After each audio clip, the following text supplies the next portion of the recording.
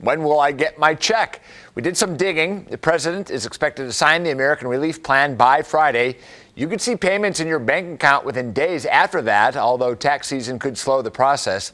If you electronically file and the IRS has your info, expect to get the money first directly deposited into your accounts.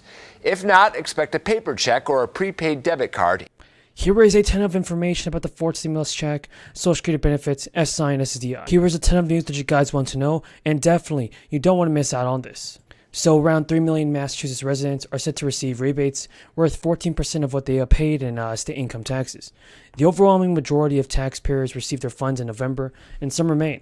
The State Revenue Service said that those that haven't received the rebate should receive it by December 15th. The rebates will be sent directly to taxpayers' bank accounts via direct deposit or check in the mail, for those who don't even have that set up. Those eligible will receive roughly 14% back of what they paid in state income taxes. The total receipt for the rebates is a set of fractions of one paid income tax, meaning higher earners will receive much more than lower earners. Someone who makes $35,000 will receive $200, for instance, while someone who makes $1 million will receive $7,000.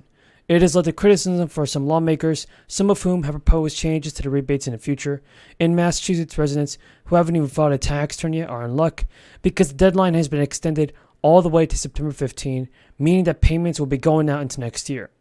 Christmas is already coming early for people in some public schools because teachers are set to receive $1,000 bonuses in just a few days.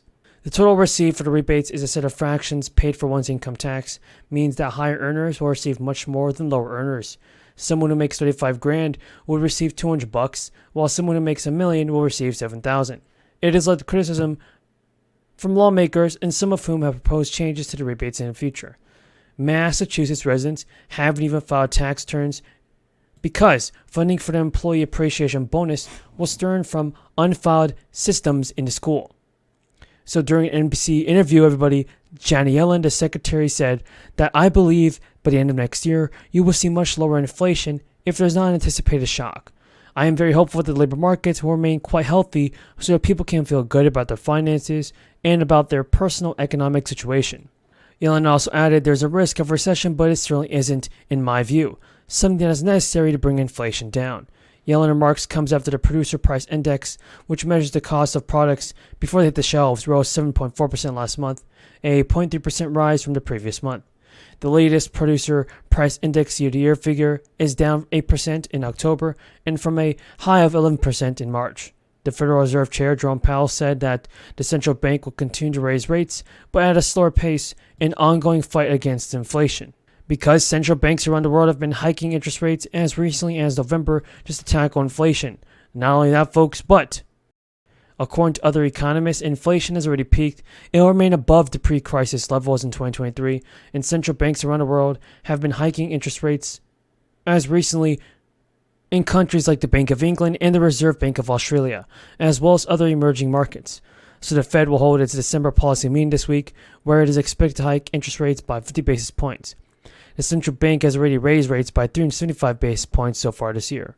A highly anticipated inflation reading and other Federal Reserve policies will serve as highlights during what should be the final week of major economic news in 2022. All I can say, folks, that President Biden should do more for the people in sending out stimulus payments. From being vetting or flared into the air. Thank you very much, Senator Manchin. Agree completely that part of the solution to prevent the waste of natural gas resources, which again, when we're talking about public lands, belong to the American taxpayer, is an infrastructure question, and establishing gathering lines to collect that gas and bring it to central facilities and ultimately to market is part of the solution. And so appreciate very much the new authority under the infrastructure law to facilitate the permitting of gathering lines. Part of, and this is part of the broader story with respect to bill implementation, is making adjustments both in our process and as well as with operators. And so we have. Has there been any permits for any? Yeah, we've had some examples, including North Colorado. I think North Dakota, Senator Hoeven can speak probably more to this than I can, but I'm understanding they've done a lot of flaring up there, and they have a lot of vetting going on, venting, if you will. have they started getting some permits to move the methane off? So part of it is working with operators to adjust to the new opportunity, but we have seen examples of using this categorical exclusion to permit gasoline. Let me say this with my time left. First of all, the bills that we have done, and I know especially the IRA, the Inflation Reduction Act, has been touted as a environment bill, basically a enviro bill. And I think for people to know what that bill really did, it was an all-in energy policy, basically, that you cannot do one without the other. So the Mineral Leasing Act already required quarterly oil and gas sales for onshore. The Inflation Reduction Act mandated certain offshore lease sales over the next year. The president makes a comment and says basically that there will be no more drilling. If there's no more drilling, there's no more wind, there's no more solar, there's no more anything. And that's why the two are tied together, but no one really knows that because no one has touted as an all-in energy policy. And so I don't know how you all comply with that if you're hearing from the administration. And they're anxious for good reason. I was raised in a household when the price of gasoline rose precipitously. It was the discussion at the table. It made a difference when food prices went up. But we've never seen anything like Putin's tax on both food and gas.